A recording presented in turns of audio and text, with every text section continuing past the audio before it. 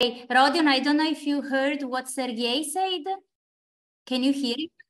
Okay, you don't. Okay, we can hear. Please go closer to the microphone because otherwise he cannot hear you. And apparently you cannot hear him.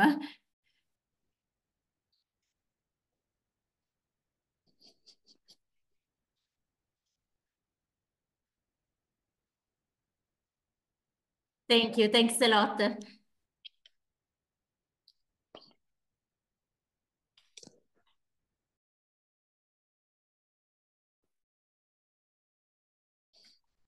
That seems to be a bit better.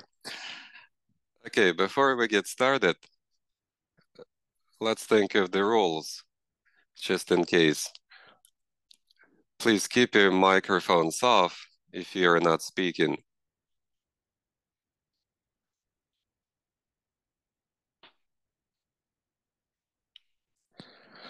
There will be time for questions. You can raise your hand. I'll be monitoring the screens and I will be letting everybody speak. There is interpretation going here. We do English, Ukrainian. So if you need interpretation, you're welcome to find it. You should go 3 dots, and there you will find interpretation under the globe button. We've got 2 hours for everything.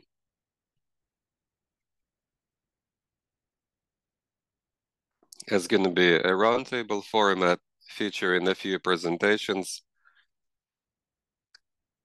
We will check with the institutions that took part in the project from Ukraine. And also we'll be able to discuss the updates we have received from the colleagues.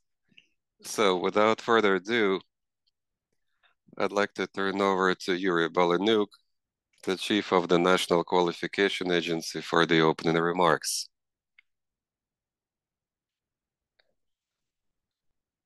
But that guy has to use the microphone as well, because I cannot hear him well enough. He should sit where this guy is sitting, or otherwise it's too far.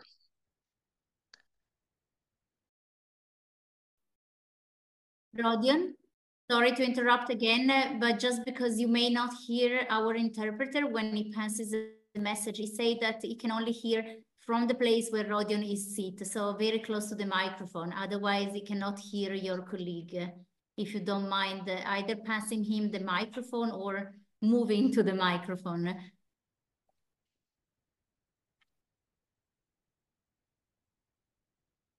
Sorry for that. We make you move in the morning. Sorry for that, colleagues.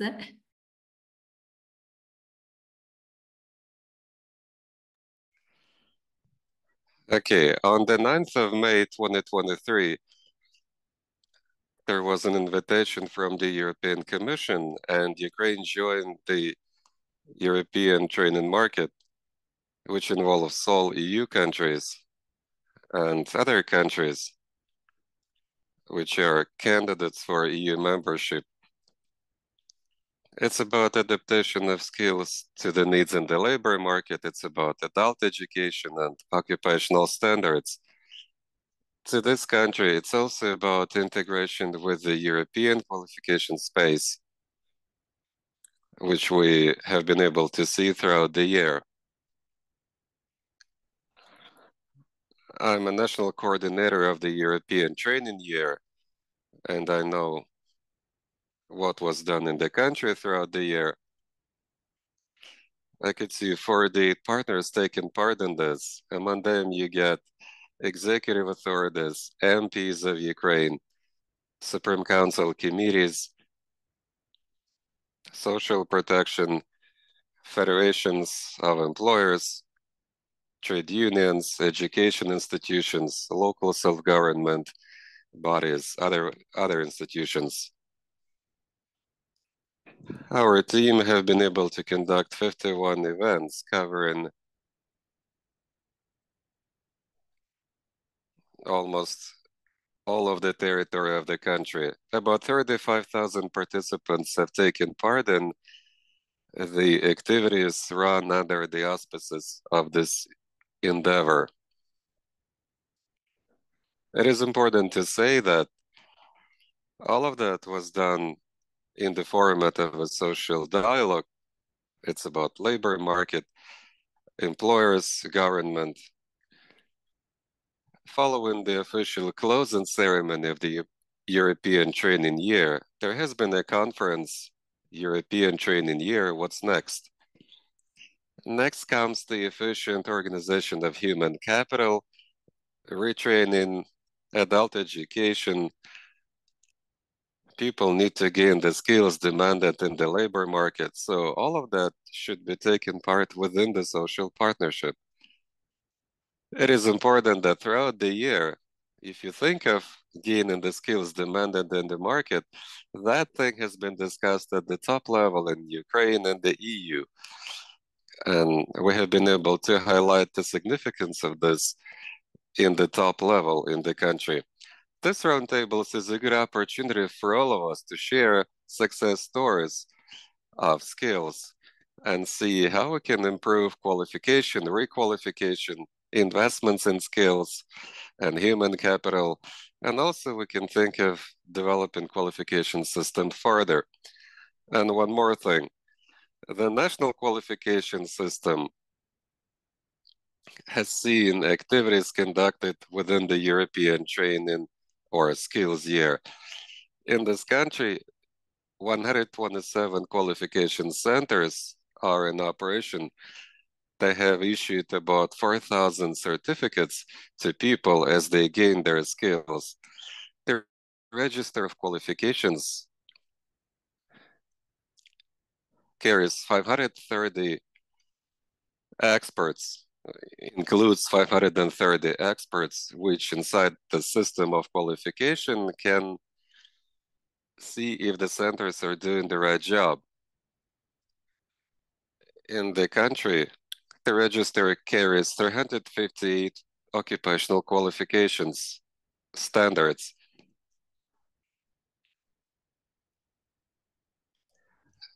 I appreciate everybody on this call. Thank you for taking part in developing the national qualification system.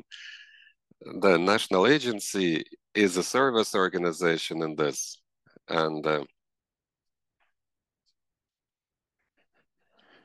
it takes care of all the processes in order to keep developing this qualification system so that it could integrate with the European standards and practices.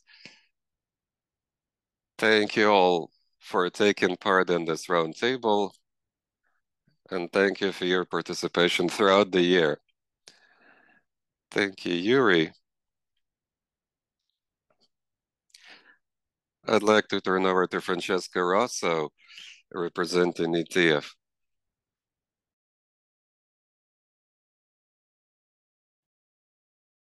Thank you very much. It's really a pleasure to be here with you this morning. My name is Francesca Rosso. I coordinate the activities of ETF on skills demands analysis. Have been in ETF for a very long time, and I know how important is the cooperation between our agency and Ukraine and the countries in the Eastern Partnership region. So you know that the network that we have created puts together like-minded individuals, people who are conducting research on skills demand, how skills are changing in the countries. And we are very, very grateful for this opportunity today, thanks to Rodion, to discuss with you about what has been done, what are the success stories of the year's skills, and how it has been implemented in Ukraine. I think it's a very interesting example for us to look at, and also for the other countries in the region. So we're also very happy and very interested to see how the process of accession will continue. We are happy to see that there is a clear political mandate for that, and the Commission, the new commissioner with the new von der Leyen mandate, will follow-up on that. You may have seen that a few days ago, new Directorate Generals were announced at the Commission level, and that there is a dedicated department which will deal with countries which are in a candidate and potential candidate status. I think that's very, very positive, because it sets a clear indication of what the way ahead will be. And we are really grateful and happy to participate in this process. And talking about accession, of course, means also talking about adoption of the acquis communautaire, the rules that somehow countries have to comply with or adopt to join the club, if you pass me the word. And of course, education, skills, employment are very important pillars of this process. Skills.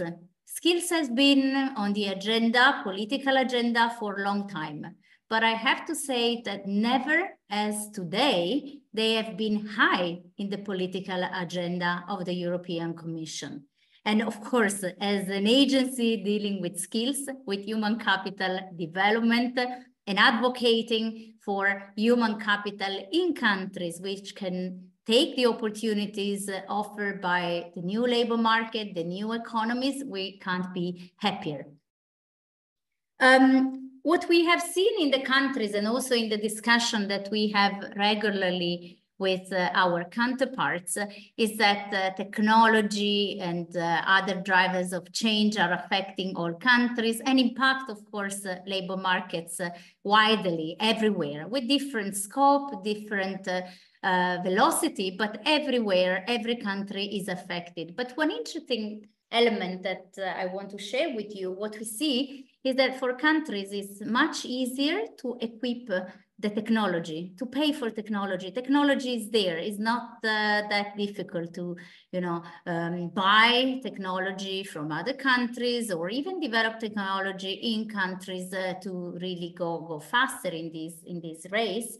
But it's much more difficult to really develop human beings, to develop the human capital that is needed to further develop that technology or to use that technology. So that's what we want to discuss about. And that's also the central point of interest of what has been the European Year of Skills. And by the way, you may have seen also that in the new structure of the European Commission, what was called before as Directorate General for Employment, now it's called Skills and People. That's a clear sign of the importance of this people-centric approach and the skills dimension.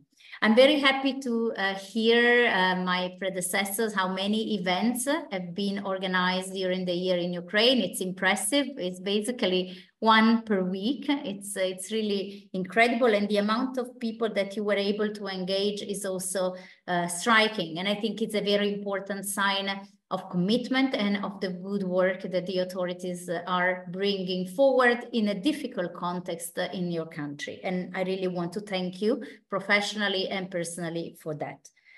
I will stop here, because I think that you are the one who really have a lot to share with us today. We are really grateful for this possibility to learn from what you have done, and hopefully to also contribute to the discussion. Thank you very much.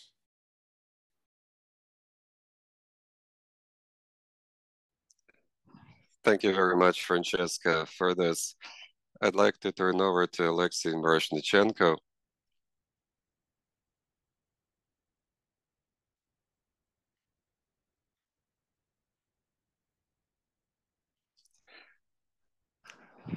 Good morning. Thank you for the opportunity to take part in this event.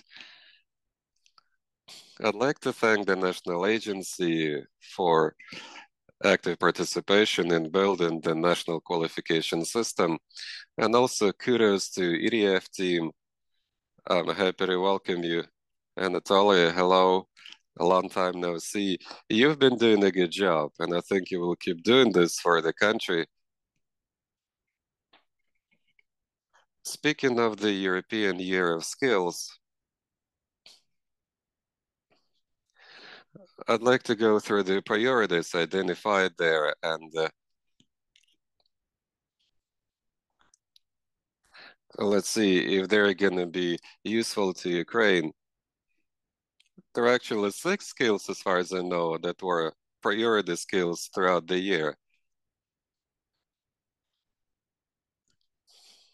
And this is what Ukraine desperately needs right now, especially in the post-war recovery period. These are the skills that are changing the world, and they really matter. There is a good project going on, which is DIA. You can think of the government services that have been digitalized, and it has been able to save a lot of time, money, people. So I think that's the future pathway for the country. There will be recovery, energy conservation, all of that's going to matter. Skills for youth, that's quite a problem for the country right now. There is no job advice, people are not choosing blue-collar jobs and so on. Gender equality and skills, that's also a priority. Maybe it's not the top priority for this country. Our country is more or less tolerant, but there are issues with that. And we have been able to put together a guidance for employers with the help of the ILO, and it has become an official guidance. You can find it in DIA education. And also cross-cutting skills, they're also important to the country. It's about teamwork, literacy, communication skills. That's important too. And one more thing that I would like to tell the EDF, it's about the Euro integration of the country. Paperwork is being prepared. There are 35 working groups involved in producing the paperwork and accession. And as far as I know, the National Commission is involved in that because there is a need to address issues with the movement of employees. There's also a working group on education and culture. And we need to keep in touch with the EDF.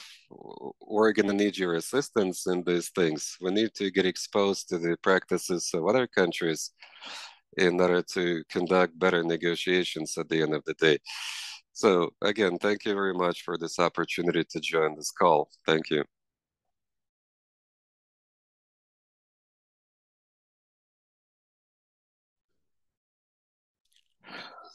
All right. Thank you for the opening addresses that have been made. It's all about one thing to me. It's about the European integration of the country. So everybody spoke about that, basically. I'd like to turn over to Ludmila, and she will tell us about the outlooks for the national system of qualifications in the context of the Euro integration.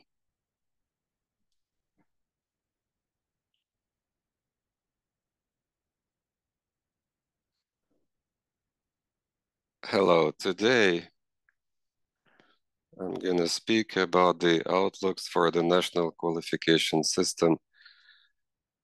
I would ask her to sit closer as well. I'm really sorry, but I need to hear her a bit better.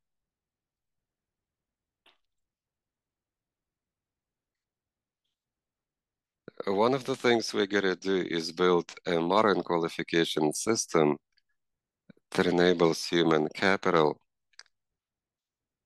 The EU has got one, which allows to recognize qualification between member states.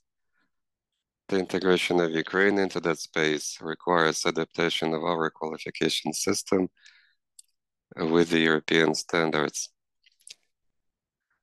Ukraine seeks to become a member of the EU, so we need to modify domestic laws accordingly in order to pursue common European processes. I would ask her to come closer to the mic, otherwise it's not going to work very well. colleagues in should the be. room. I don't know if you hear the interpreter. He asked if the colleague could get closer to the mic. Sorry, tell me if you hear the interpreter because I'm trying to make the bridge as I I think they understand do not. it. Exactly. Maybe they don't hear the interpreter in the room.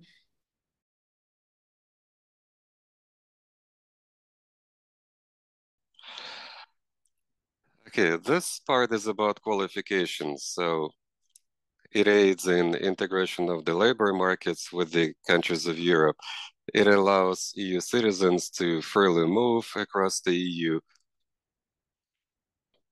Article 432 of the Association Agreement, it is said that in this country, there is a need to set up national mechanisms to improve transparency and recognition of qualification and competencies.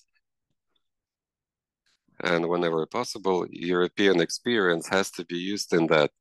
So this country has to find the right balance between the European standards and what they require and the national practices inside the qualification system. And based on the EU documents on qualification, which is about 10 papers,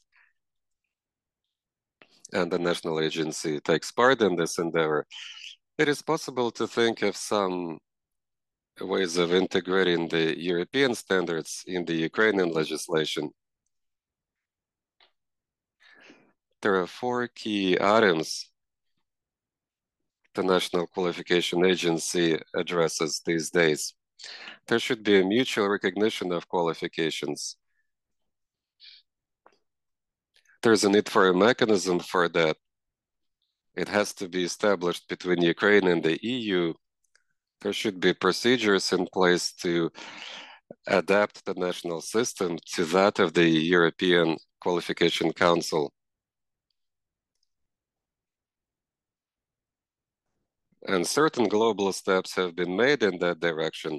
The National Qualification Agency has initiated the review of the national framework of qualifications. There are 8 tiers in it now, just like in European framework. And that is the key development that enables fair recognition of qualifications people gain from Ukrainian education institutions. A report has been prepared on self-certification in line with NRC criteria and the procedures of the qualification framework of the European higher education space. This is the business of the agency and the Ministry of Education and Science. In 2021, in October and February 2023, a comparison has been made of the national framework with that of Europe. It's about lifelong learning. In 2023, the comparison report has been published in the website of the European Commission.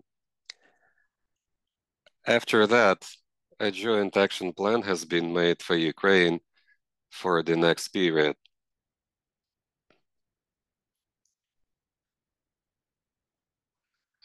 Now we need to produce the report, and that's going to be a report of a candidate country to the EU membership. The working group on that is chaired by the first Deputy Minister of Education,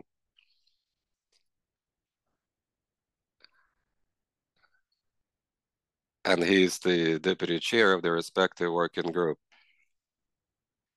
In March of 2023,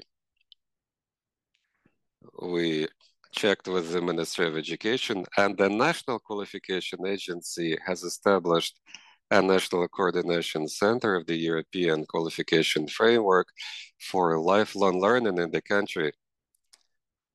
With the center in place, it is possible to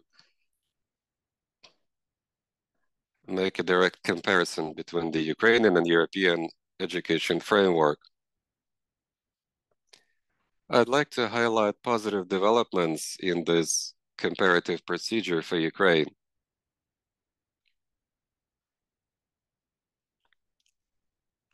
Now we can see how the European framework can be transposed in the Ukrainian framework. And there is a particular document that carries particular qualification. So we're going to be able to use our database and registers, as well as registers and databases of other countries through Eurobus form that the European Commission provides. This will allow us to overcome the hurdles in recognizing qualifications because we're going to couple domestic registers and databases to those in Europe through that platform.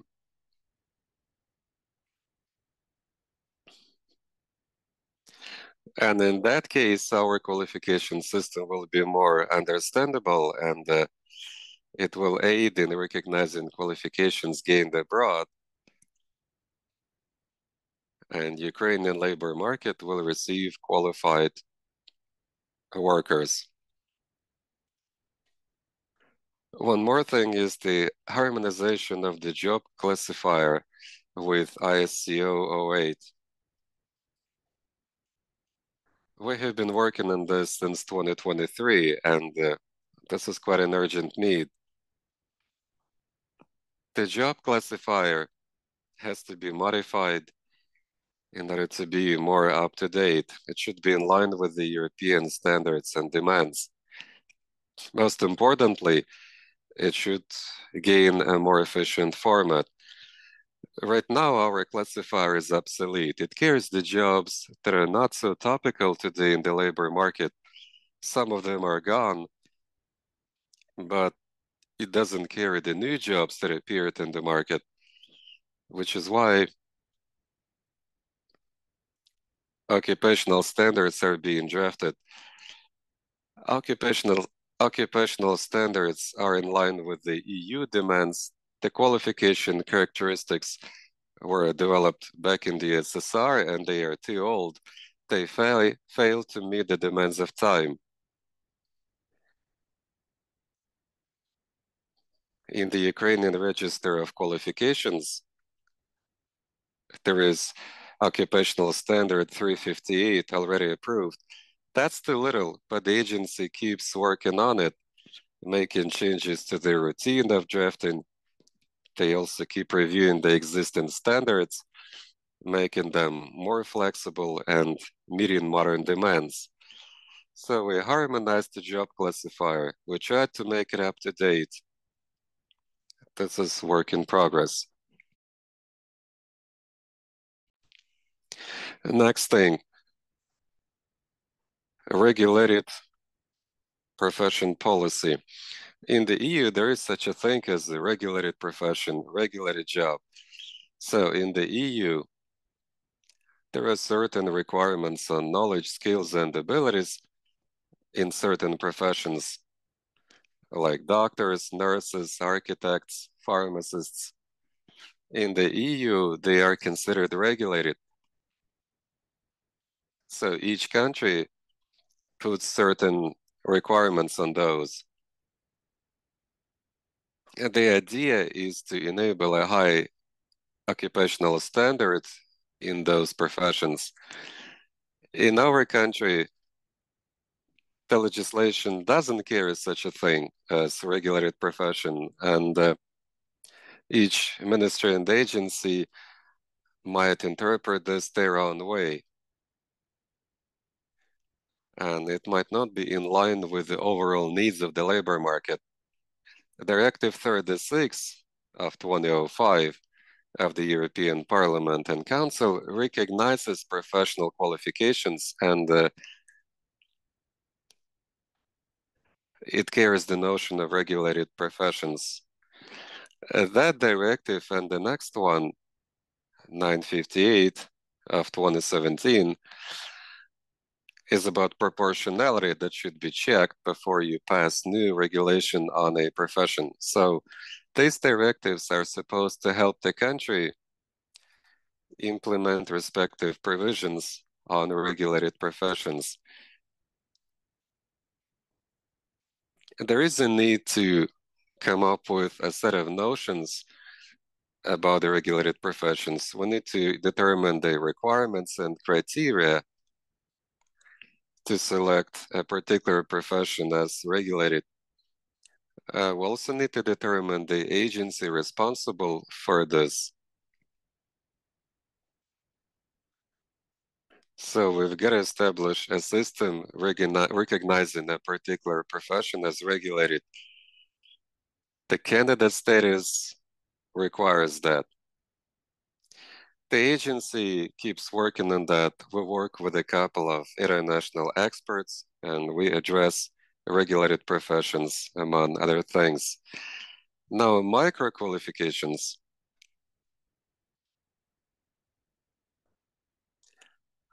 That's not a new thing to us, actually. We all understand that we need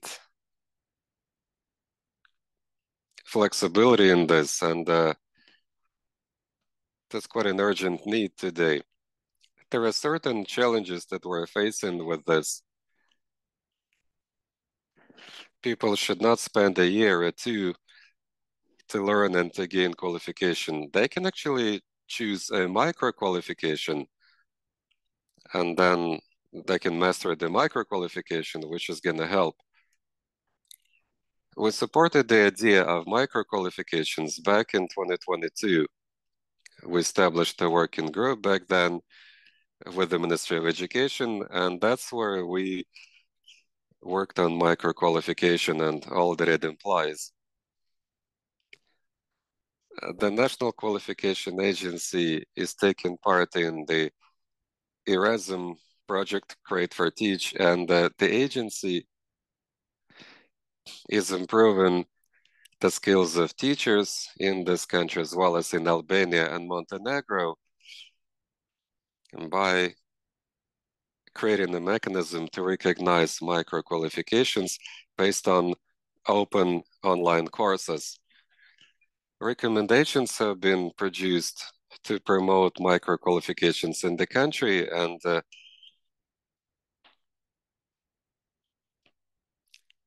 universities will come up with their respective procedures based on that. You can see the recommendations in the website of the National Qualification Agency. You will see the key terminology, components, targets. That's what it takes to enable micro qualifications in the country. We also need to modify certain regulations. Wrapping it up, I'd like to say that there are good outlooks for the national qualification system in the context of Euro integration. It's going to take some doing. Consolidated efforts will be required between government, business community, and universities, employers, and social partners. Through joint efforts, we're going to be able to make progress in building the national qualification system. Thank you all.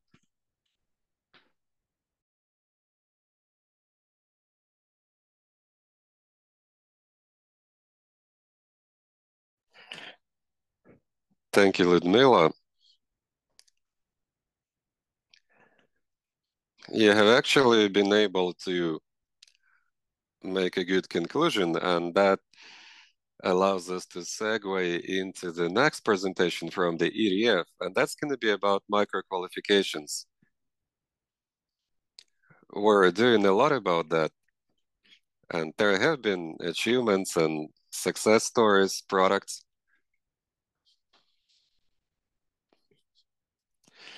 But the EDF knows best about the micro qualifications.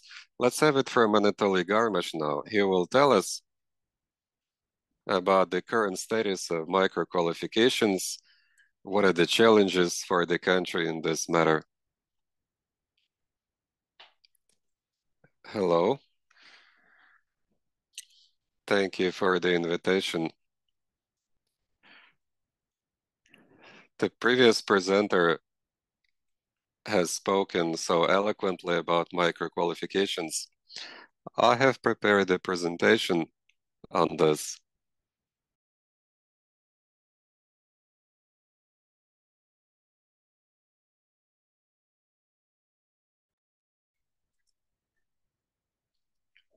I'll be speaking Ukrainian, although my slides will be in English.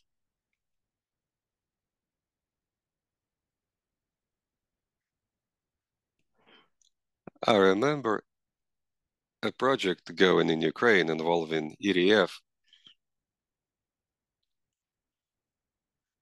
and the idea was to support the efforts in creating short-term training courses, crash courses, mostly for the IDPs.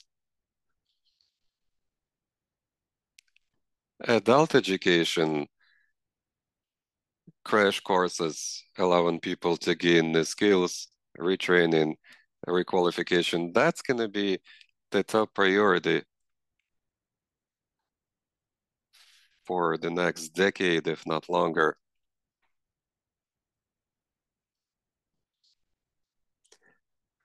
Speaking of micro-credentials in the European context, I'd like to think of the main European documents, papers out there, which underpin micro-credentials. Firstly, European Skills Agenda,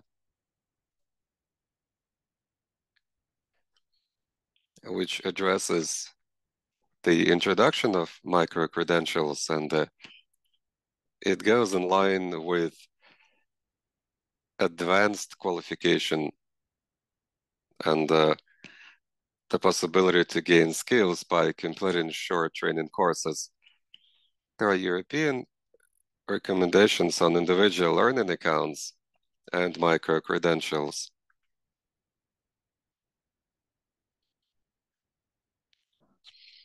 There are actually recommendations pertinent to the European approach to micro-credentials. And individual learning accounts and micro-credentials are seen as two major tools in the EU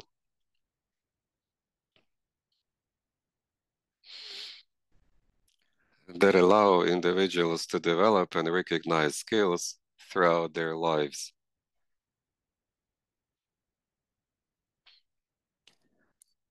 The third document I'd like to refer to is Skills and Talent Mobility Package,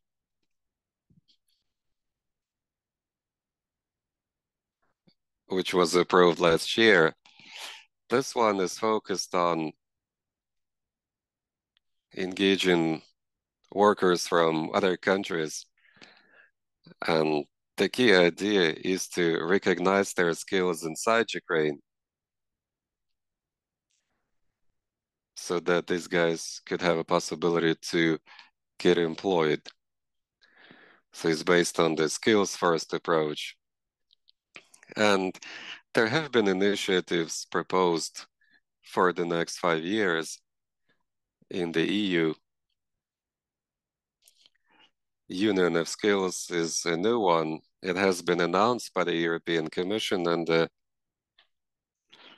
skills are still in focus. And it's also about adult education, lifelong learning, and it's about portability of skills across industries, sectors, and countries.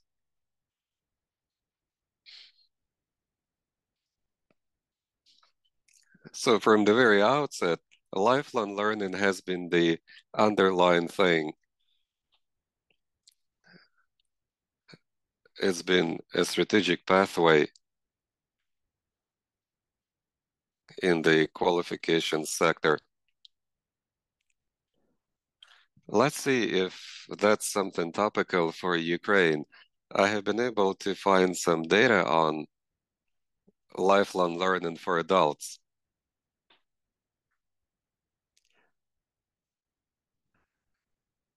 It's based on the labor force survey. That's where the findings come from. In the EU, you get about 12% of people participating in that. Outside the EU, in Turkey, it's about 7%. If you think of countries closer to Ukraine. So inside Ukraine itself is 0.5%. In Moldova, it's 1.3. So in Moldova, it's actually higher. So maybe there is something wrong with the data collection, but I guess the trend is obvious.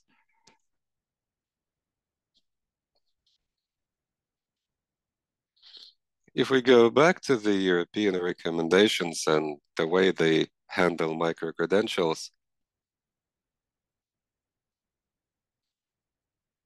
I can tell you this, these recommendations do not suggest that micro-credentials be seen as a separate type of qualification or micro-qualification. I think it is rather about something else. The European approach suggests that there is a way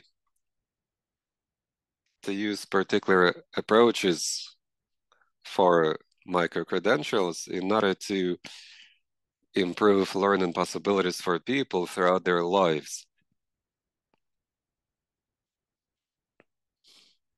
It's about improving accessibility of this lifelong learning.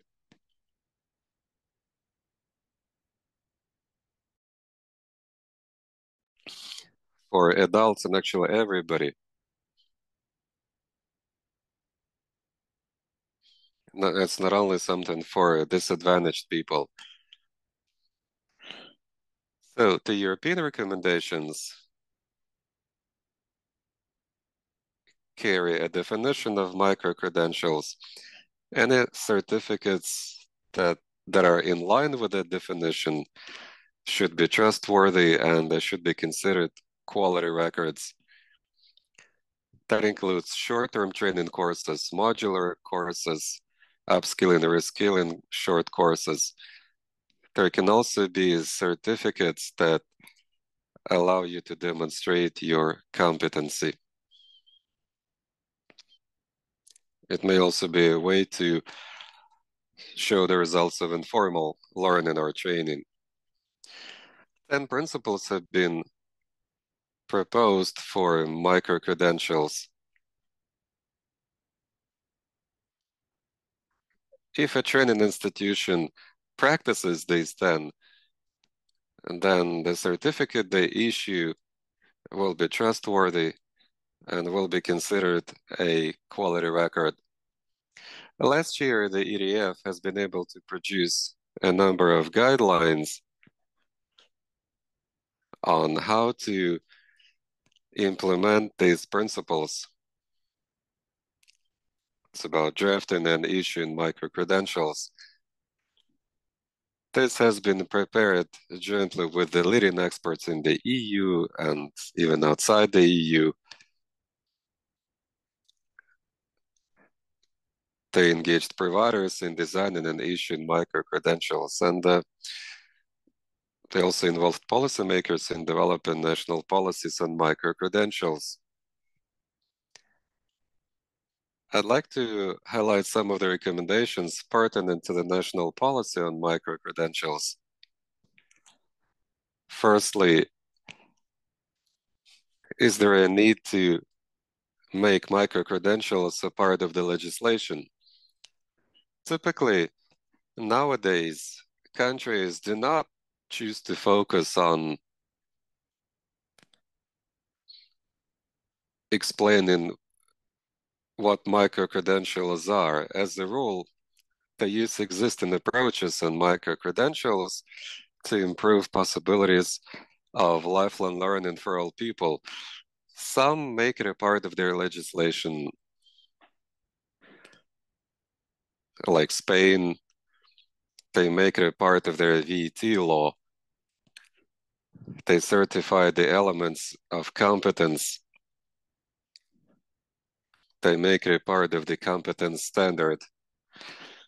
Other countries choose to modify legislation on adult education, like Croatia. They came up with micro-qualification term in order to certify the results of short training course based on qualification or occupational standard. Other countries do not modify their laws.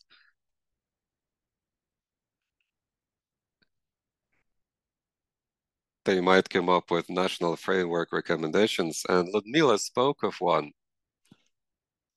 which is developed under Erasmus Plus project, in which the National Qualification Agency has been a party. And that's the way Ukraine seems to be going. In other countries, there are such recommendations as well. In Croatia, they built an entire methodology for developing short-term programs for adult education, which result in certified micro-credentials. The National Agency on Adult Learning and VET has worked on that. In France, France Competence Agency is trying to break down qualifications into certain blocks or components, and each of those qualification units will matter in the labor market. And in some countries like Ireland, qualification authorities propose certain criteria, quality criteria for short courses that provide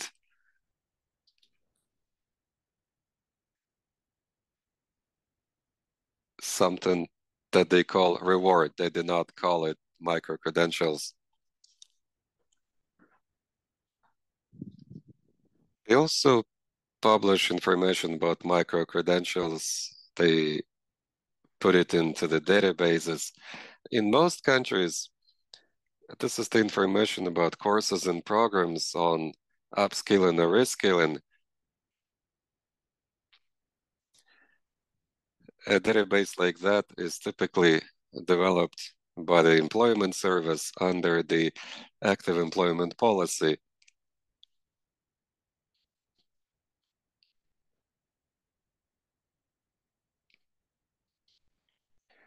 And these programs meet some of the criteria, and that's why the data ends up in the database. And in most cases, that stuff is published under the individual learning account instrument.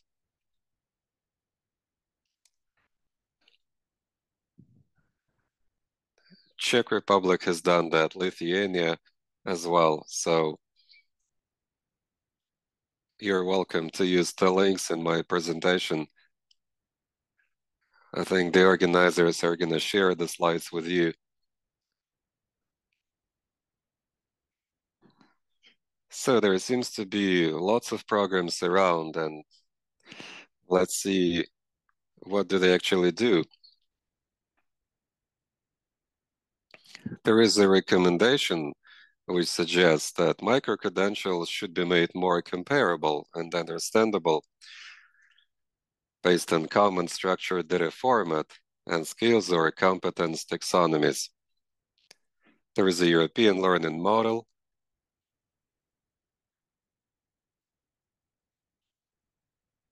For that, micro-credentials have to be matched with individual profiles and learning opportunities. There are competency frameworks related to digital skills.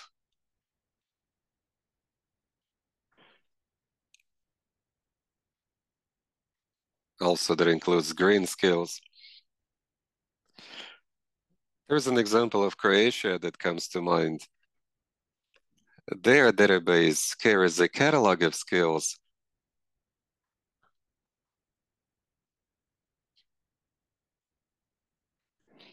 Each short course or program carries particular skills that are used inside Croatia within ESCO taxonomy.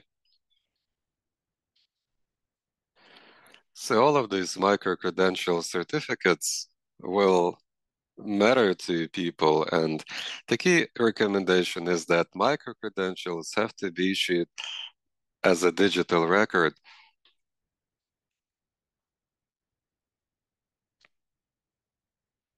In this case, you can use the data format envisioned in European recommendations, which allows to describe micro-credentials. Countries can also issue records in the digital format using Europass platform. Recognizing micro-credentials, that's also very essential.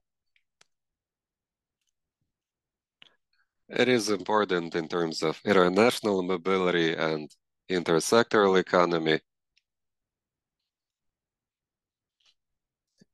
You might think of some recommendations. Whenever possible, you have to go by the principles of international conventions and recognition. It helps recognize qualifications. A few years ago, there was a project run by the Dutch agency NAFIC. Another option is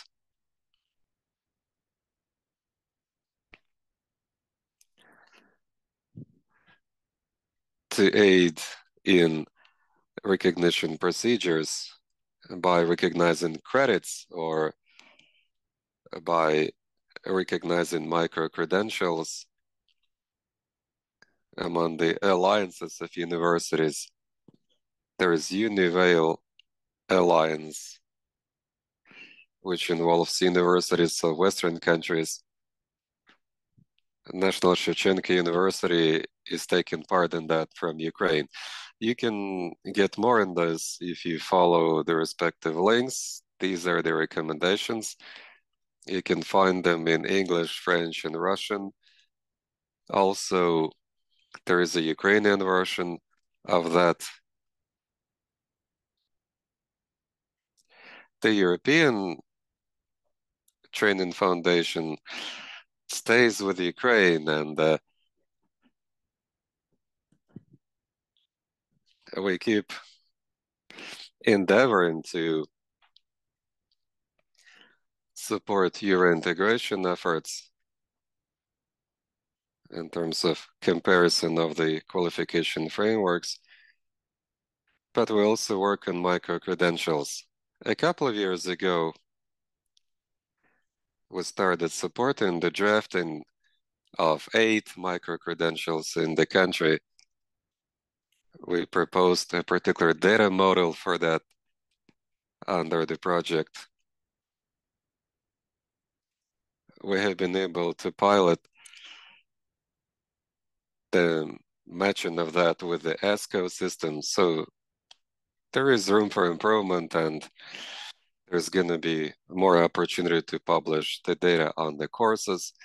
We keep in touch with the Ministry of Education, and we're trying to see how they're going to be able to publish micro-credentials on the VET platform. And lately, we have been trying to address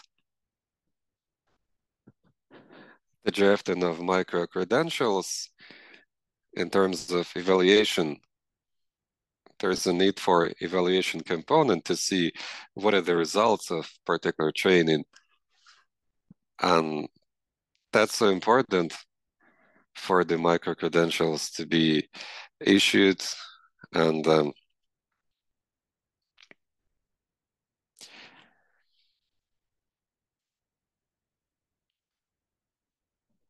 there should be a working group established involving people from VET sector and from the qualification authorities. So we stay with you. You can rely on our further support, and thank you. I can take any questions, if any.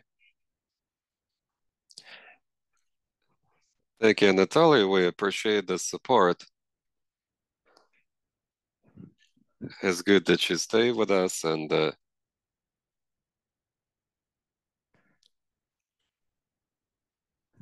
it's a big help. Let's see if participants have got any questions.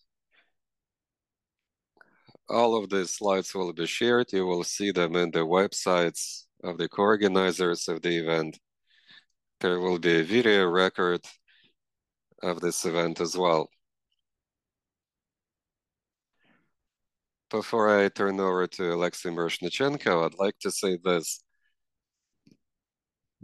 Once the war is over, the country will see a need to integrate with the European qualification space, and also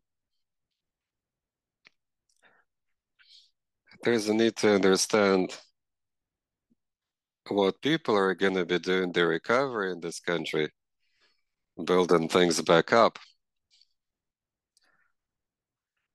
And that's where there's going to be a need to recognize qualifications, both inside Ukraine and outside Ukraine.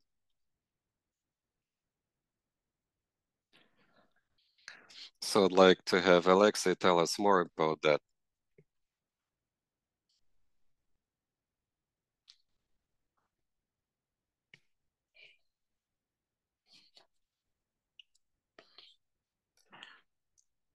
We have to think of labor migration and demography. We're facing some demographic issues. There is a growing shortage of hands.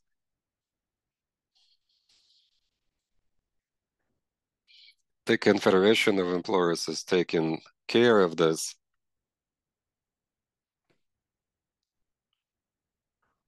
In the labor market, you get 11.5 million workers. You get 10.5 million pensioners, retired people. So that gives you an idea of the situation in the labor market. And there is a growing shortage of hands. So per one pensioner, you get one working person. That's not easy.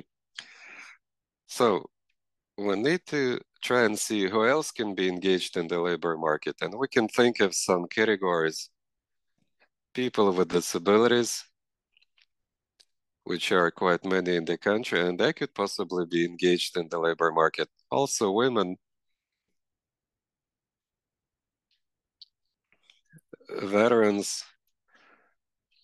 Statistically, about 40% of veterans that are coming back, they would think of choosing a different profession.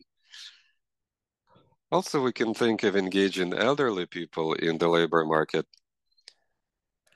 Some people might choose to come back to Ukraine from abroad, and all of them can contribute to the rebuilding. So all of those will have to be trained and upskilled. We are way behind the EU in terms of lifelong learning. And I think this is true of all of the above mentioned categories. So these people will be in need of extra qualifications and competencies, and they should also be able to get their existing qualifications recognized, confirmed. That's the business of the National Qualification Agency and all of the authorities underneath it. So that's where we're going to have a lot to do. The government passed two major documents: the ordinance on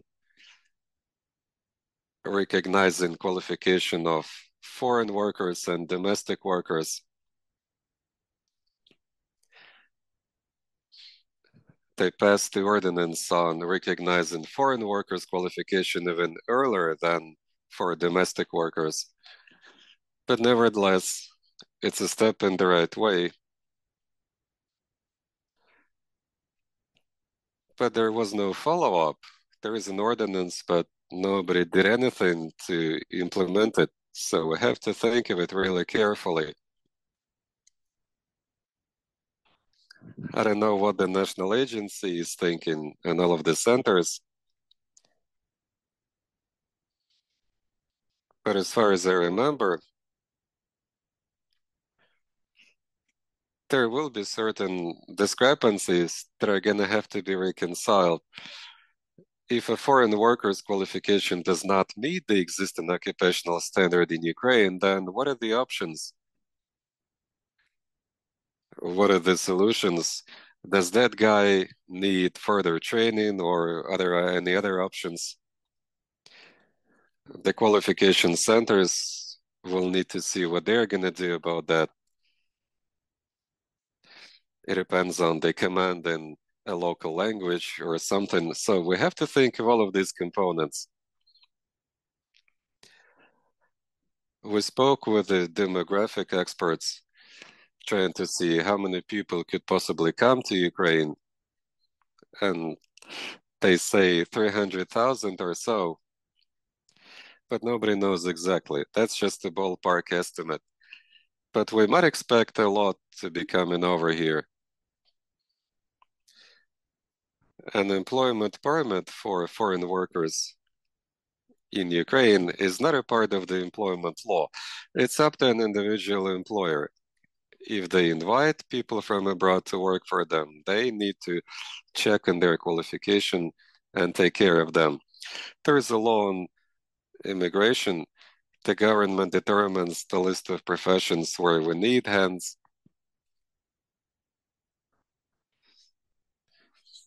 And there are certain professions, certain jobs that are going to be top priority. The National Qualification Agency should be involved in that process, I guess, in order to stick to the list of priority professions. So business community should also contribute to that. That work is only getting started, and there are multiple challenges on the way. So the Confederation and the Institute are ready to go forward. We will need to engage foreign workers because there will be technologies coming from abroad, and we'll need people with respective skills and qualifications. So I think we will be able to handle the demographic problem through better qualifications. And this will help increase labor productivity. New technologies will help establish new production sites in the country. It will contribute to rebuilding. Okay, thank you.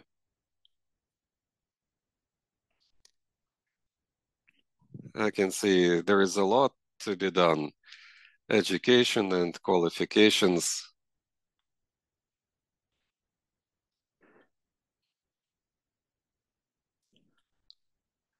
require further efforts, and we need to see the end of the war, but it's not going to happen anytime soon, I guess.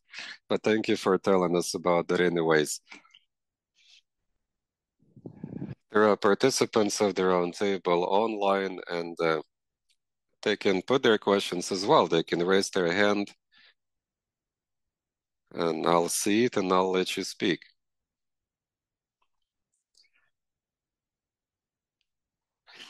This event is about the European Year of Skills. And as Yuri said, Ukraine has taken an active part in the activities throughout the year, and also activities were conducted in the EU. We know of some education institutions taking part in that. The European Year of Skills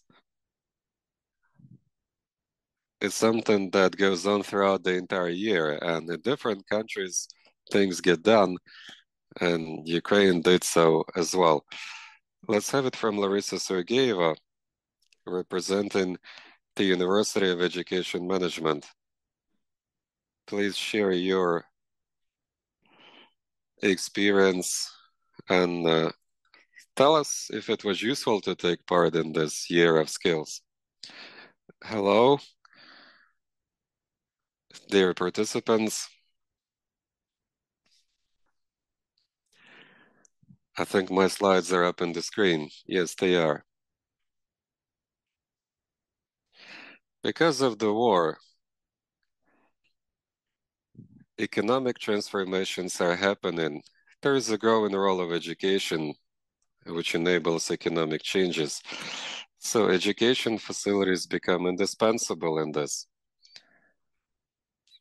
In my university, we work on a spectrum of innovative experience to shape up soft skills of our students, alumni, which will contribute to their rapid adaptation in the labor market.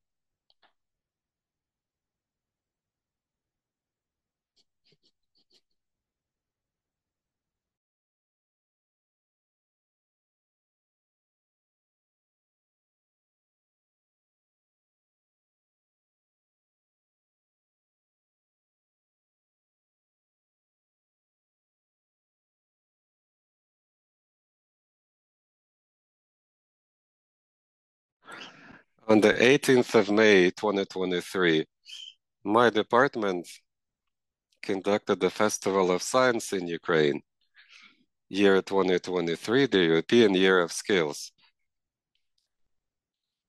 It was a part of the decade of VT in Ukraine.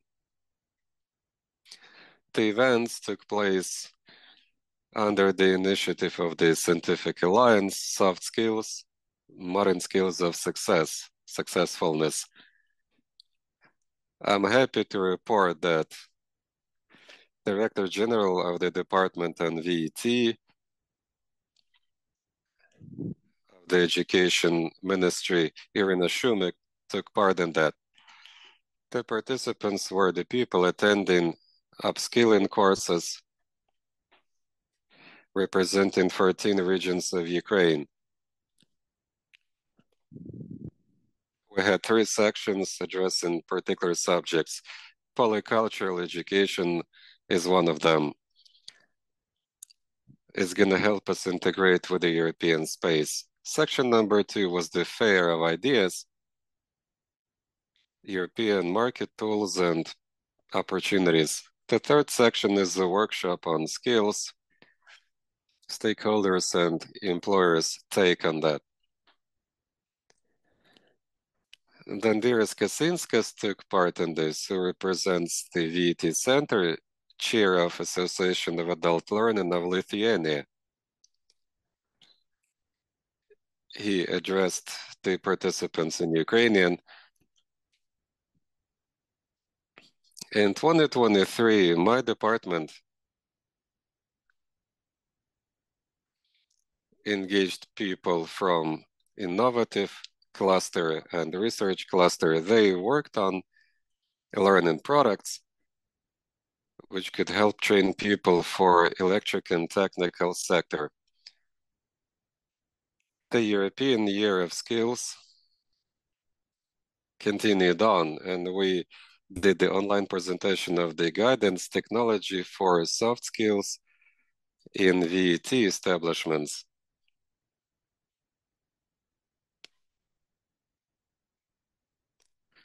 Natalia Tomanenko spoke there, who runs the expert panel on PPP, which is a part of the VET Directorate of the Education Ministry. The presentation has seen teachers from a number of institutions of Ukraine, from Kropivnitsky, from other cities,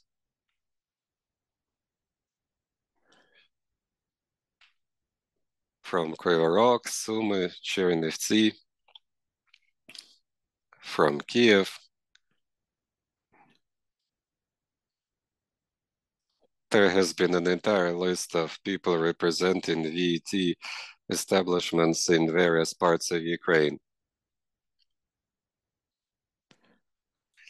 In the end, we decided not to limit ourselves to that only.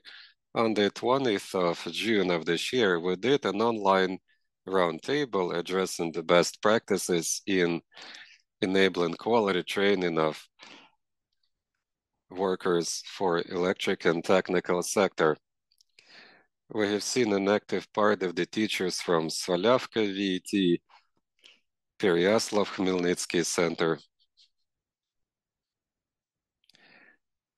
Odessa VET Center, Kanatop Practical School,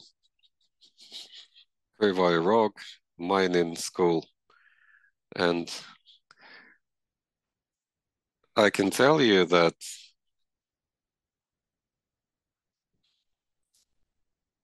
there has been a letter from the director of Kropivnitsky VET School on Commerce and Trade. It says, the event has helped increase the prestige of the VET and popularize blue-collar jobs and unlock creative potential in this. It allows us to practice innovative technologies to reach 4K skills in what we do. It also aids in exchange of experience and best practices among VET schools and social partners.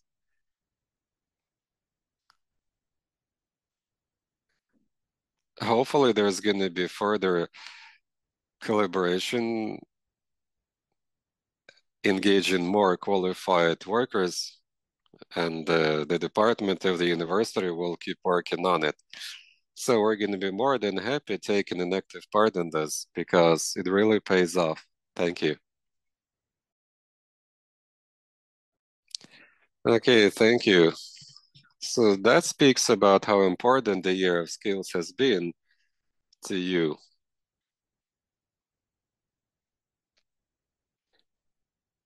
I'm also happy to turn over to Lvovska Polytechnica representatives. Alexander, let's have it. Hello.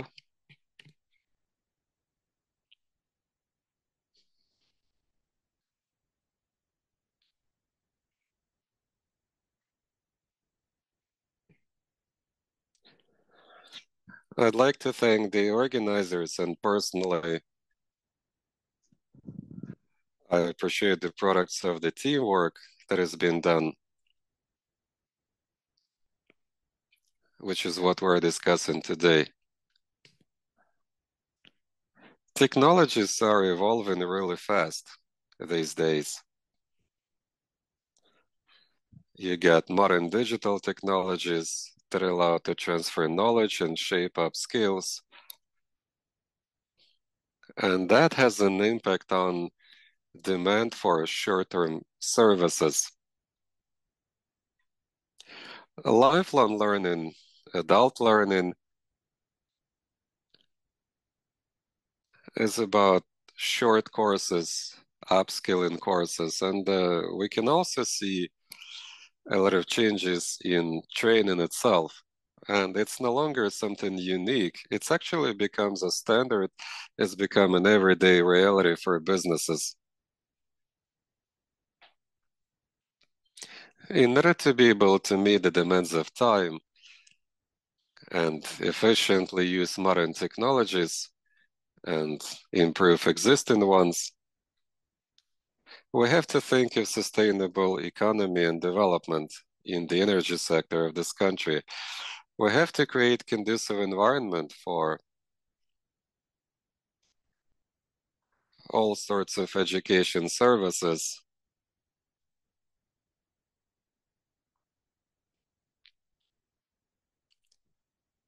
A skilled person is capable of doing certain things, certain jobs, and we need to make sure that people find a way to gain the skills. Let's see where it's at today. The existing education system is mostly unready to provide quality service for lack of modern laboratories.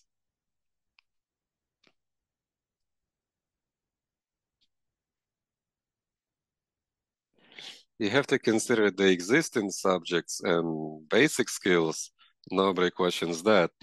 But then you can think of using those skills a lot better because there are new technologies emerging. There is a growing need for creative experts right now. We still believe that universities and the like provide something that is quality and prestigious, but all of that is so slow. It takes for years. Then you become a bachelor, then a master, but the demand for that is out there today. 4.0 technologies keep coming up as well, making the gap even wider. There is a need for fast and flexible reskilling of the people that are students of universities now, and also high school students. That's where you can spot talented people, the rosebuds, and you have to make sure that they follow on and gain the skills they want to get. So let me go back to the experience of Lvovska Polytechnica. We set up ecosystems from the high school to university, and all of that is about a particular profession, and we engage high-tech businesses in that. And together with the university, They work with high school kids, their parents, employment centers, and etc. The idea is to engage them in addressing staff challenges. We used to exist in laboratories and facilities for that. We've got an in-house laboratory, which is open to everybody, high school kids, university students. This network allows us to use Fisher technique equipment, and that's a good way of pursuing the one-stop shop philosophy, where you get high school, lyceum, college, and there is a single entry point into the system. A particular individual or a business will not go through the education system. They know where to go exactly. They can come to us and we will help them find workers, not in 4 years, but right now. So this ecosystem entails teamwork. The education space is shaped up by our partners, high-tech businesses, and teachers are integrated with the real production, which enables that resultant skills match the demands and applied skills as well. So theory and practice go close together. Interpipe Mechatronic Lab is a showcase of that system. High school kids and teachers in various subjects work there, and they're playing a kind of a game. It's a kind of competition, but it helps them do a better teamwork, because even the most talented guy will not be able to produce their best without teamwork. So we offer that training, we offer that upskilling to all of the teachers in Dnipropetrovsk region. So there is a particular ecosystem in place. Business invests in it. And they do not just organize a showroom, they do more than that. It's a joint development of the education space. This is how we pursue the mission of the university. The university is where the transformations start. That's where the future is taking shape.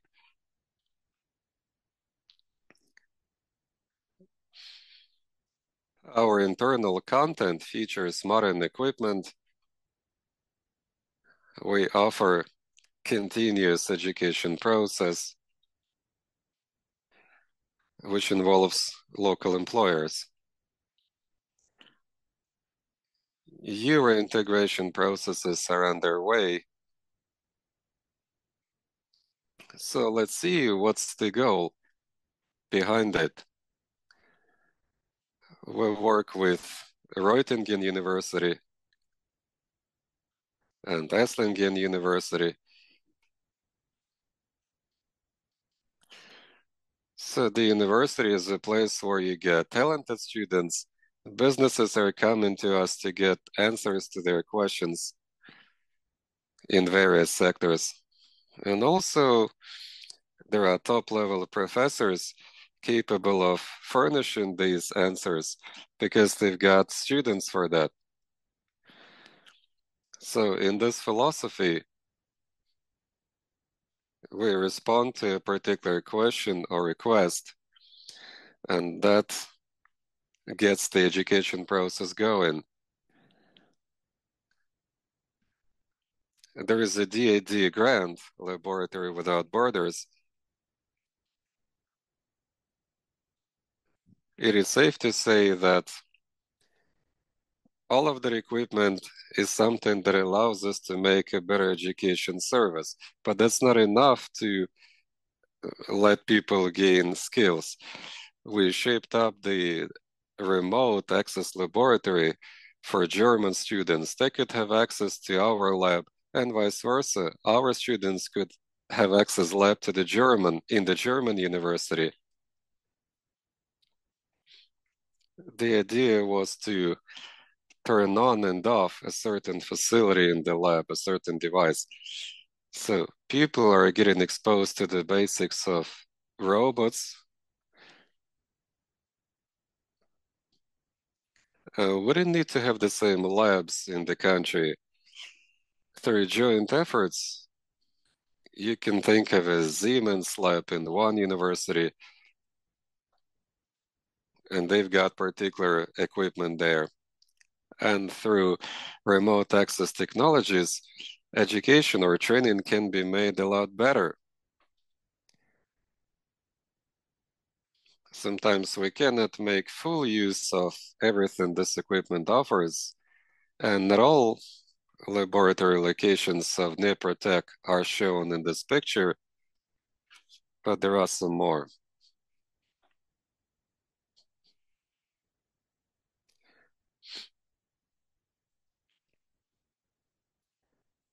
We offer personnel in this upskilling process.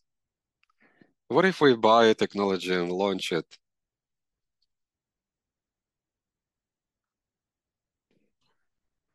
We've got a project featuring 130 kilowatt solar panels. There are lots of accumulators, and there is a battery 100 kilowatt that supplies the critical infrastructure of our university.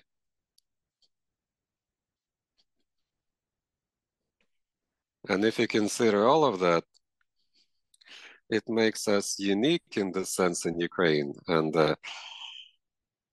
we work with other partners and IT companies in order to develop an algorithm for calculating a triangle, generation capacities from alternative sources, capacity of batteries, converters.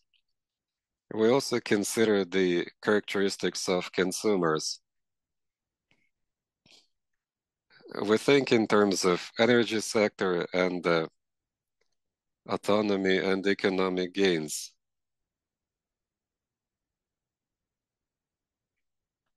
I think you have to cut it short, man. We don't have much time. We've got qualification centers that provide knowledge very quickly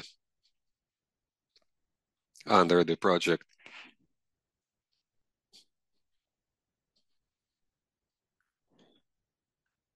That's what they do out there.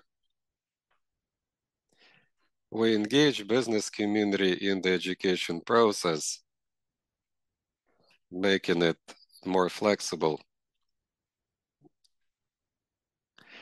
And there is a way to do it, as we see. Online format can help us with that. We help veterans, we do socialization of their family members. There's a question where to learn and where to work. So the business ideas become a real business over time. You gotta do expert assessment of that, but there is a possibility to do so. Thank you for this opportunity to take part in this endeavor. I think it has been underestimated inside Ukraine and across the global market of education services. It's about a need to rapidly respond to the changes that keep on happening. So thank you for this opportunity to share this with you. Everything will work out just fine. Thank you, Alexander, for this comprehensive overview of what you do in Dniprovska Polytechnica.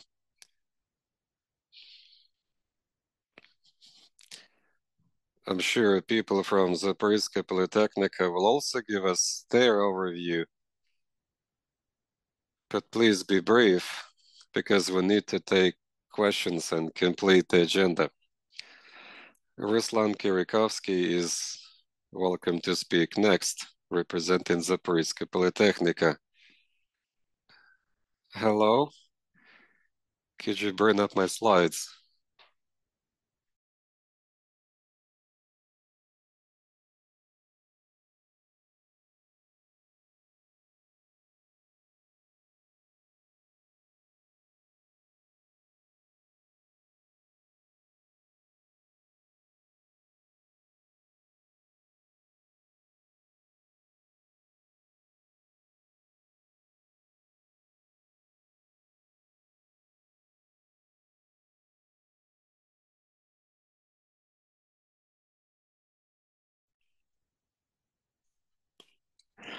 We do things kind of differently from others. We are 40 kilometers away from the front line, and that takes its toll. But we continue doing whatever we can under the European Year of Skills.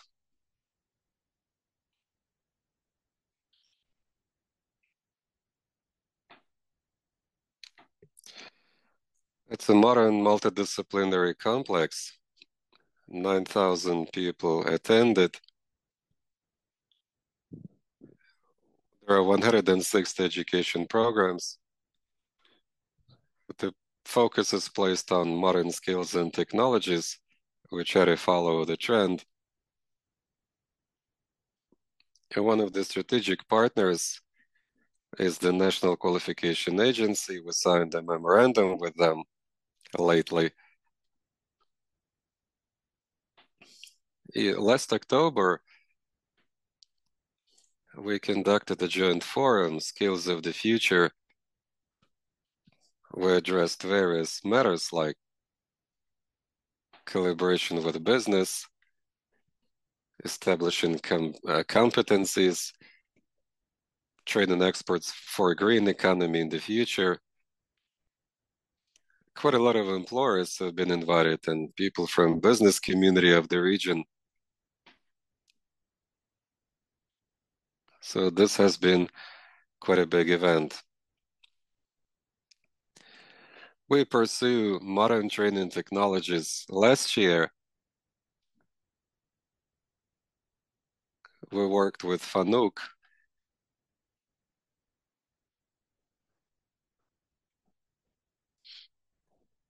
and we set up a laboratory to program industrial robots with the help of that company.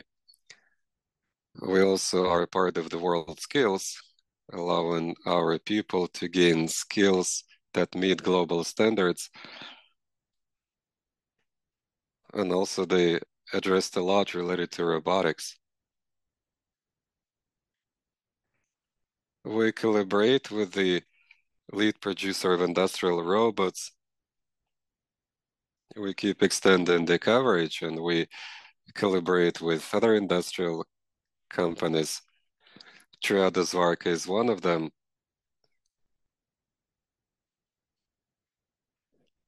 And that allows our people to pick up blue-collar skills. They know how to use digital technologies. People spend time doing hands-on training in that company. They take part in various projects.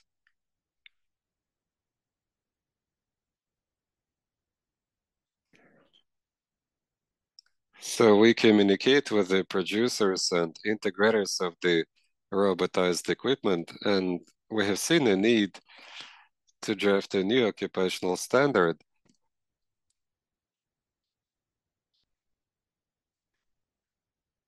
on automated welding. There is no such job in Ukraine at all right now. But we see a need for that already.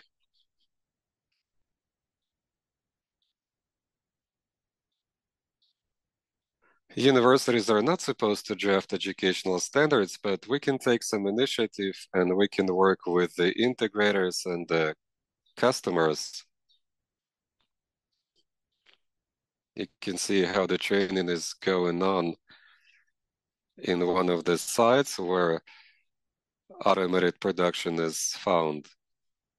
I think it's topical to this country because there is a growing shortage of hands, and the robots will help us partly with this problem.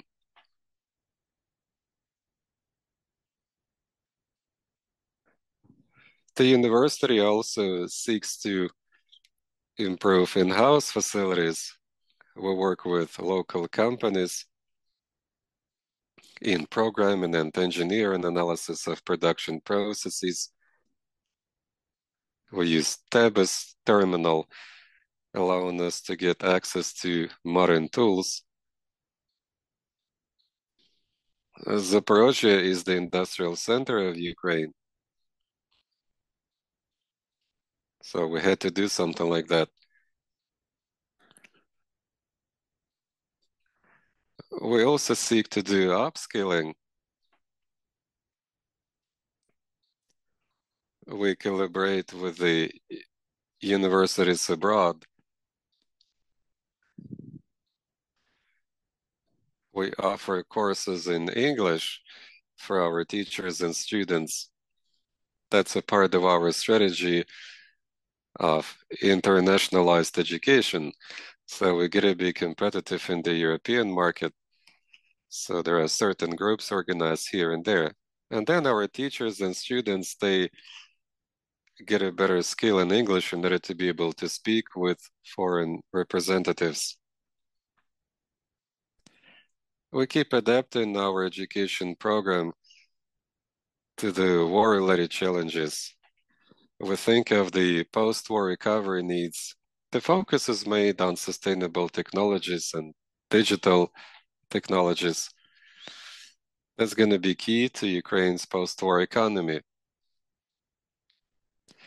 The university has taken part in the European program Digital, supported by the Digital Transformation Ministry. We have gone through the competition and have been selected to take part in one of the European hubs. The European Commission appreciated our cause. We are referred to as an excellent European digital hub. This activity seeks to offer support to the SMEs. We offer training services to them. We train their staff, they gain appropriate skills, and also we offer other services. We help them find investors. We also help them establish professional ties to create ecosystems and other things. Hopefully in 2025, our hub and some other hubs that have been recognized by the European Commission will work at full blast. The members of our consortium are leading alliances of the region, Chamber of Industry and Commerce and local machine building cluster, engineering cluster, and a few more. They encompass quite a big number of companies, a few hundred companies. And our university will allow them to gain digital skills.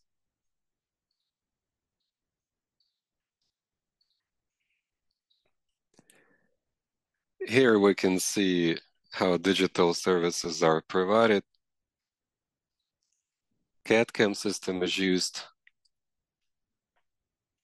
AI, robots, and lots of other things. We actively collaborated with the national agency. We built a system of qualification centers, and that allowed us to open up 2 qualification centers, which have been officially approved.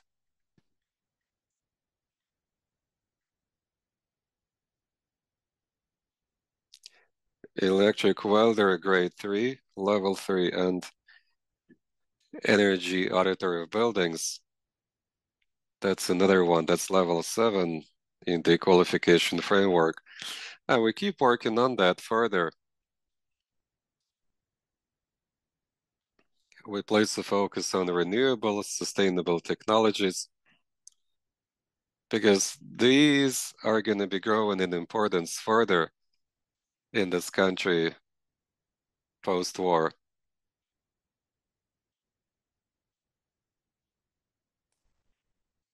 Our experts have to exhibit respective skills. And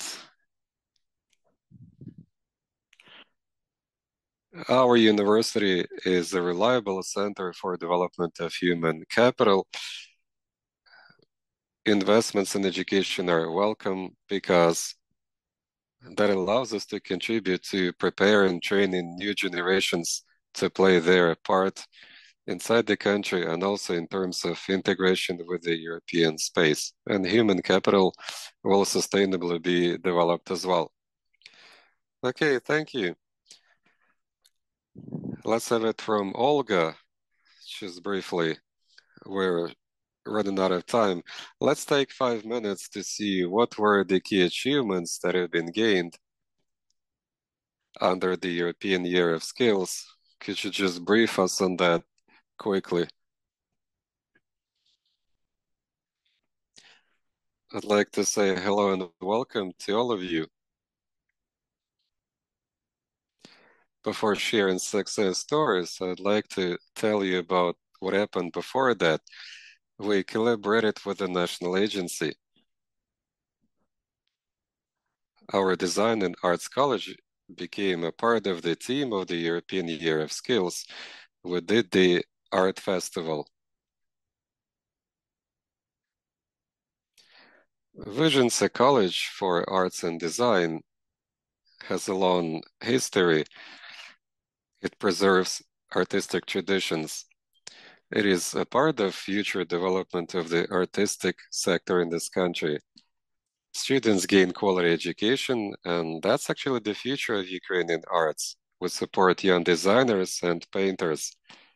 Every year, we organize the art festival, to spread knowledge and skills and enable exchange of practices between students and teachers.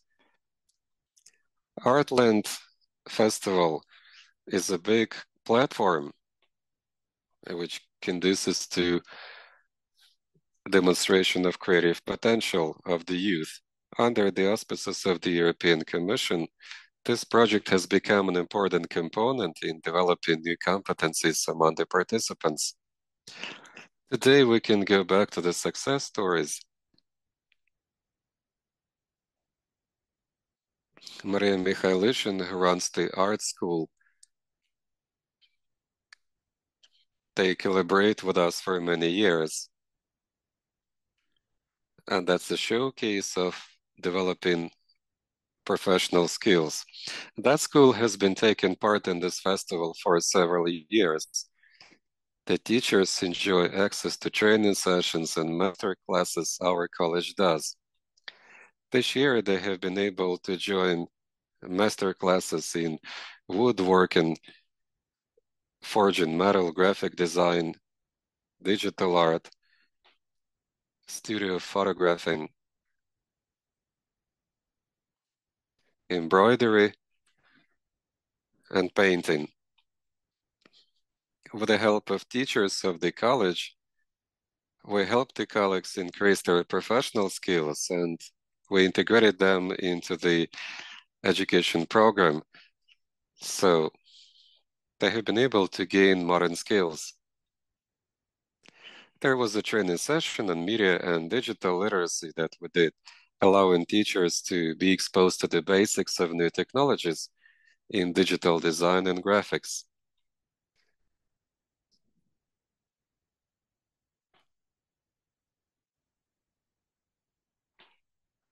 Our college is a center of excellence in terms of art and design skills. And the festival is a part of the platform for exchange of practices, which allows to gain new competencies. That's how the art school has been able to improve their training practices and they prepare their teachers to meet modern challenges in the sector. The project allowed them to get a better idea of the importance of continuous learning. There's a need to adapt to new conditions. There's a need to promote innovative approaches through digital technologies in teaching people art. That's a part of the future of the sector in this country. The festival will keep on happening and it will keep providing benefits to people. I guess further on it will create new opportunities for creative development of teachers and students. We appreciate the opportunity to take part in the European Year of Skills. Thanks to Yuri Beleniuk, the chief of the national agency, Francesca Rosso, expert on human capital development. Thank you for the opportunity to take part in the project. That's an honor to us. And thanks to all participants.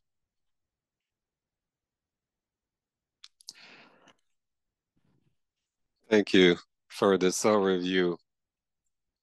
You are indeed a center of excellence in terms of art, technologies, and all that it implies. And the year of skills has really helped you move on with that. We appreciate the opportunity to contribute to that. Okay, we don't have much time left, so now Vasily will brief us on what Yuri suggested earlier today. It's about what the National Qualification Agency is doing within the European integration process. Hello?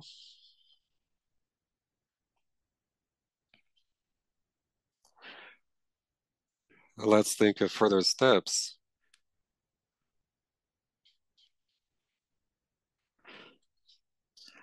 You will receive all of my slides. You will get more detail.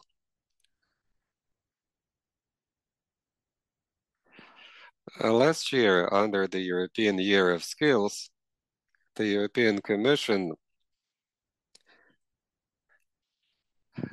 had seen the Ukraine's candidate status, and they decided to open up a national center Euro guidance in this country, and the Europass.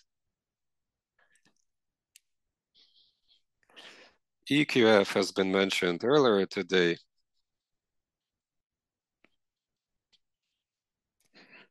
Let's speak about Europass. Europass is a pan-European database administered by European Commission. That's where you get competency skills in the format acceptable across the EU. That's your digital CV, resume. You can input your data into it, your certificates and annexes to them. Anatoly spoke earlier about micro-credentials. Europass allows to do that. We started building a digital tool set that allows you to make your records about short courses you have completed.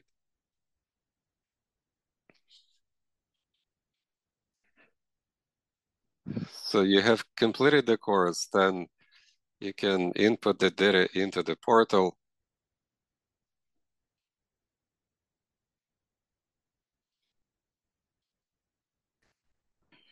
And this data will tell which course you have been able to complete and when. Then you sign it, and the other signs it.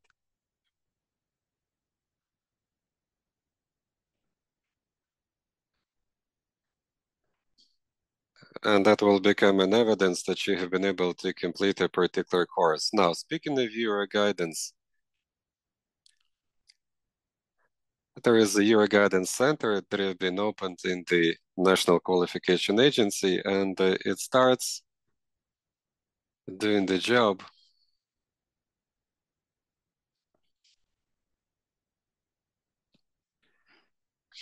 You can take various courses inside Ukraine and abroad. Alexander earlier spoke about job advice, vocational guidance. A couple of weeks ago, we spoke with Ruslan Golitsin about Euro guidance. Euro guidance intends to work with high schools and universities. The idea is to help high school kids figure out what they will be doing in future.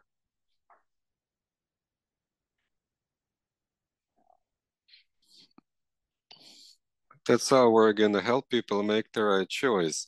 They will be able to see if they feel like learning things about law or economy or maybe something else.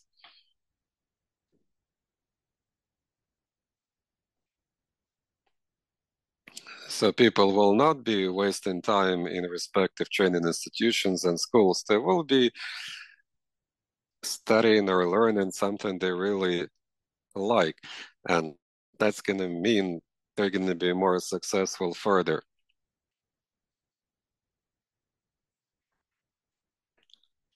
So your guidance is something that will help people find the right pathway in further learning.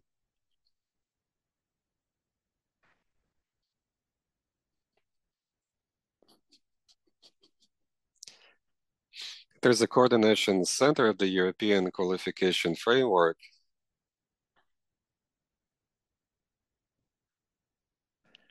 The idea is to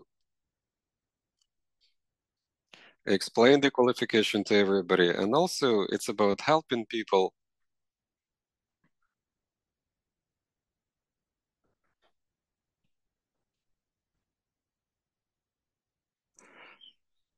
that have left and are now found in various countries of the EU.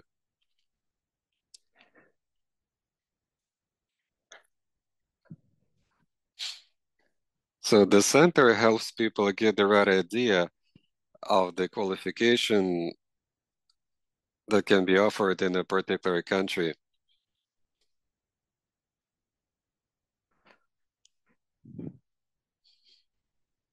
Thank you for your attention.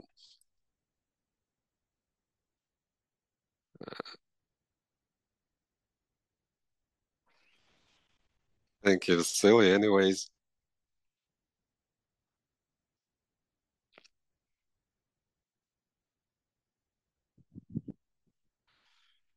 Okay, we will share the slides as well. Thank you. I wish you luck in your endeavors as the national agency.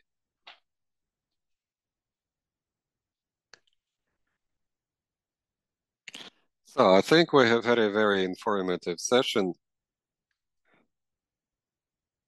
There is one idea about comments from Sergey Akhrimenko. Let me see if Sergey is on the line.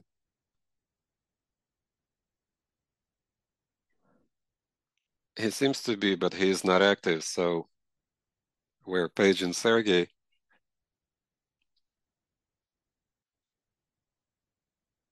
Okay, you've got 2 minutes. Go ahead. Thank you. The market and employers have to be able to trust the qualification results. And for that to happen, we need to establish a validation system which will consider the capacities of the validation, and it will involve respective employers in this matter. And I'm ready to contribute to this system, to setting up a system like that to validate that thing. Thank you, Sergey. I appreciate your initiative. We're going to check back with you. I guess the colleagues from the national agency will be interested in your contribution. So with this, I would like to thank everybody who have taken part in this. I would also like to thank the participants joining us online. We've got 50 people at the end of the event. That's pretty good.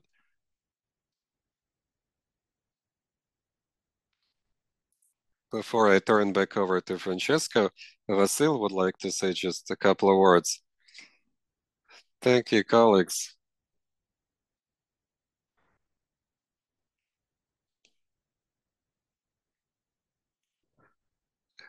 There is a project called Quatra, as far as I could hear, and in Riga, we have had a meeting a couple of weeks ago. We discussed the things the project should cover, and we prepared recommendations for micro-credentials in tertiary education. I think you're going to be interested in that, so you can do some search online. These recommendations are up there.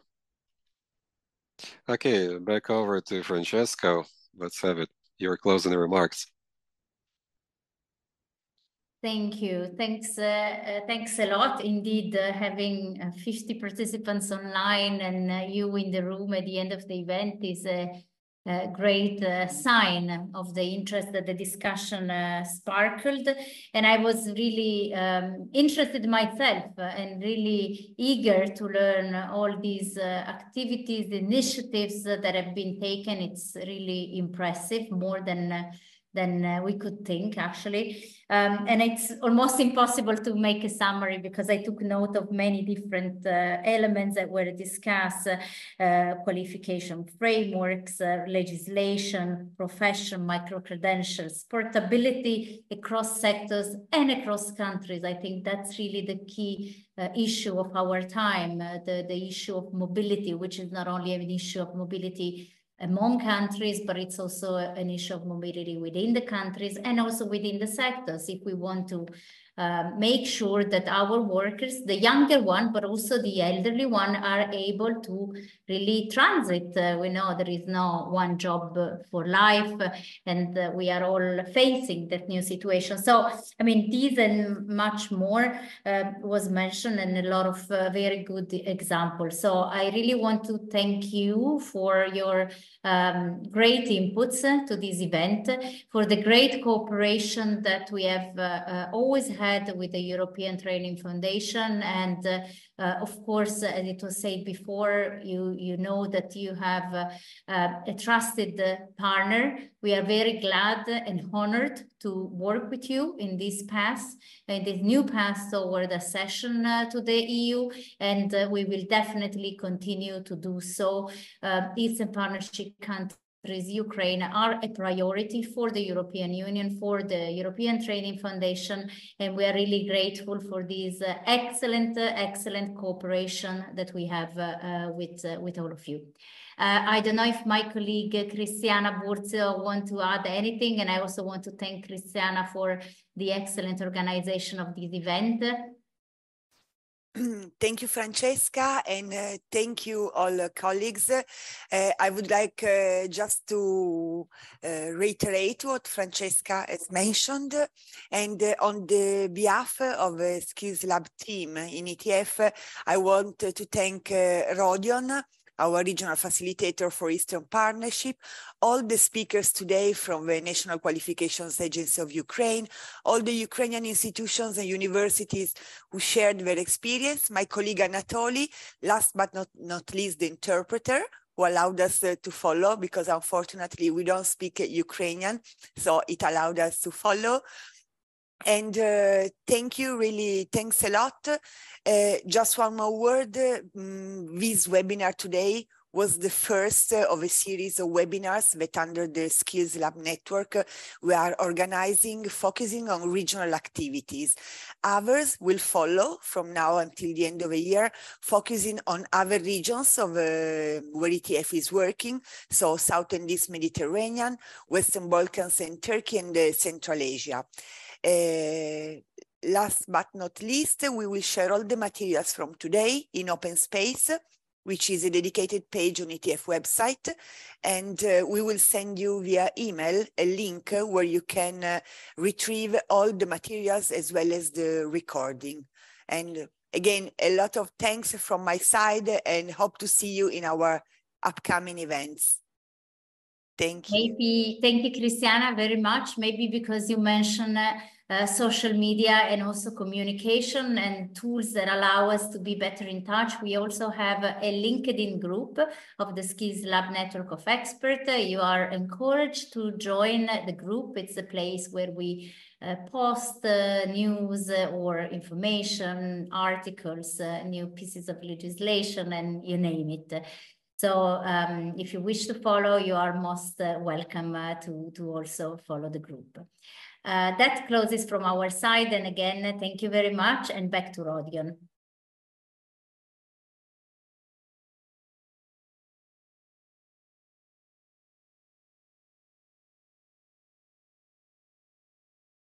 once again, I'd like to thank everybody for a good job. Thank you for doing what you have been doing no matter what. There have been a couple of error alerts while this conference continued, but it's not a problem. Let's keep up the good work, and you all have a good rest of the day. I'll see you around. Thank you. Thank See you. soon, and Bye-bye. thank you very much. Goodbye. Bye.